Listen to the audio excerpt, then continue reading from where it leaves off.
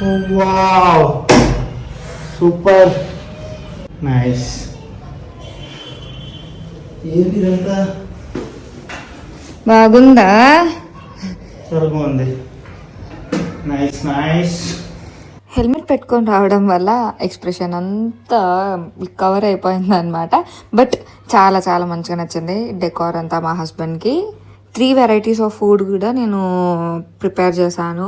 చాలా చాలా హెక్టిక్ అయిపోయింది. ఒక పక్క డెకార్ చేయడం, ఒక పక్క కుక్ చేయడం, ఇంకొక పక్క వర్క్ చేయడం, అసలు ఫుల్ హడావిడైపోయింది.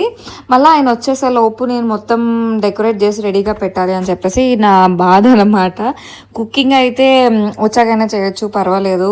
బట్ ఆయన డోర్ తీసేసరికి డెకార్ చూడాలని చెప్పి నా మెయిన్ కాన్సెప్ట్ అనమాట. సో అలానే మంచిగా వర్కౌట్ అయ్యింది. ఆ 3 వెరైటీస్ కూడా చాలా మంచిగా వచ్చాయి. ఆయనకు కూడా చాలా మంచిగా నచ్చింది. ఒకటి పొటాటో చిప్స్ చేసా, ఇంకొకటి చీజీ కార్న్ చేశాను, అండ్ ఇంకొకటి బ్రెడ్తో స్వీట్ చేశాను అనమాట. ఇంకొక ఇంపార్టెంట్ థింగ్ చెప్పాలనిపిస్తుంది. ఇలా మంత్ వర్సరీస్ చేసుకుంటే చాలా మంది దానికి కూడా చాలా హడావిడి చేస్తున్నారు. లైక్ అలా తిరుగుతూనే ఉంటారా, అలా సెలబ్రేట్ చేసుకుంటూనే ఉంటారా, ఊరికే మనీ వేస్ట్.